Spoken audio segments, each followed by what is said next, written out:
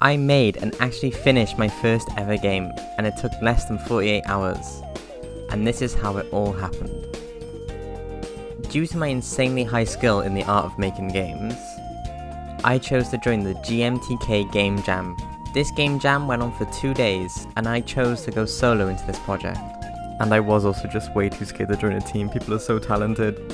The theme for the jam was roles reversed, and the second it was announced, I started jotting down every single idea that came to my head. I had some crazy ideas, I had mostly awful ones, but then the idea hit me.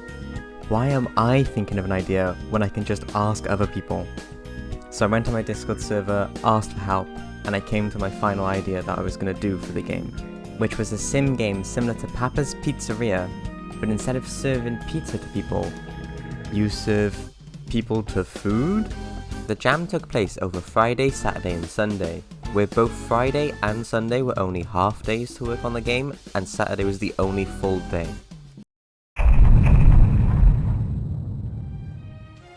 So as the time I had to work on the game on Friday was short, I just decided to work on some assets for the game. The very first thing I did was make this terrifying burger man. The art style I was going for was like if you really badly drew a burger in MS Paint, shrunk it, and then grew it back up to size. That's pretty much the art style for the whole game.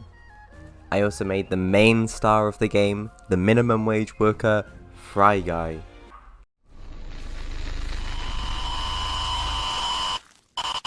And I also made a few other assets such as the human that you would dress up and then eventually serve to the food. Although I didn't have a very clear idea of what my game was going to look or play like, I opened up Godot and I also set up a GitHub and I just got straight to work. For the first day, I really didn't do much coding. I just put in 4 buttons that let you choose a hat for the human. And whichever hat is selected, it will be displayed on the human above.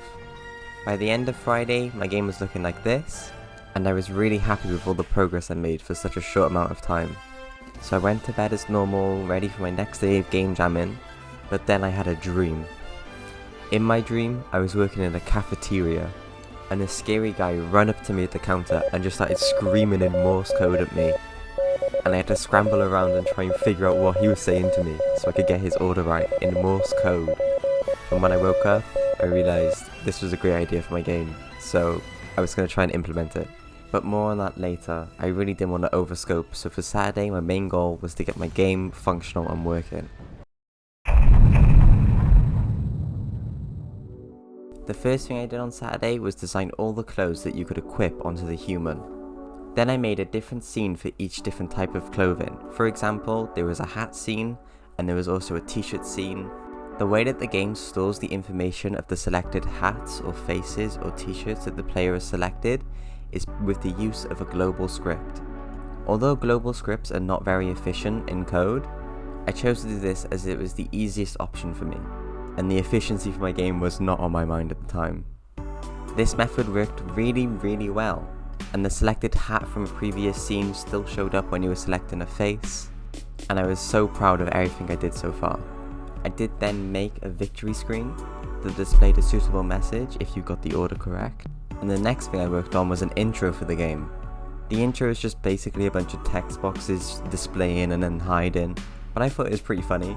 I did also then create a song that constantly played in the background, and this is what the beginning of my game looks like. The final thing I needed for a functional game was customers, so I was gonna start that on Saturday, but then disaster struck. The jam killer. The thing to end all things. A family gathering. So for the rest of Saturday, I didn't really work on the game, but my brain didn't stop jamming. I schemed how I was going to add customers, so I had about 8 hours left on the Sunday to implement all of these features. In the morning, the first thing I worked on was the sprites for each customer and also an animation for when they enter the restaurant. I was really happy with how the character designs looked, so I got straight to work on adding each of their orders. Unlike Papa's Pizzeria, the orders and customers are not random, they're a predetermined set of customers and orders that they want. Creating random orders like that was just a bit out of my scope, but I would have loved to do it. I wrote very mature and serious, dialogue for each of these characters. Once all the dialogue was written and all the animations were in my game, I just had to code them in. Depending on how well the player served this customer, they each had a unique fail or victory screen. I really like how most of these look. And then I also added a final ending screen depending on how many customers you served correctly. If you served more than 60% of customers with the correct order, you'd get a victory screen and you'd get a free complimentary Papa's Pizzeria mug. Don't tell anyone, the mug is a lie. I tried making it so that the customer's dialogue got more vague each time, and nothing is more vague than Morse code. So for the final customer, I added the Morse code guy. He makes the audio of the Morse code, plus it is also displayed in text form in the text speech bubble, because otherwise it would be just way too hard. And I also programmed in, if you press spacebar, you open up a Morse code sheet that will allow you to translate his messages. I was super happy with how this looked visually and also just the concept behind it. I thought it was a really nice twist and also really fun compared to the other orders. And so did a lot of people on my itch page. Once I added this final customer, it was pretty much the end of the jam. I had about an hour left to create my itch page, and I've submitted my game.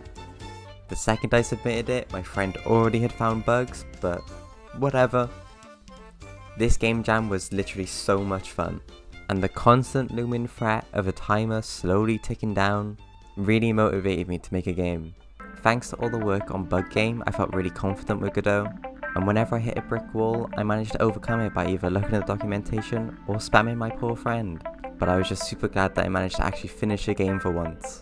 And of course, if you want to play it, it's in the description, and I really hope you enjoy it. If you like this video, please like and subscribe, and I'll see you, bye bye.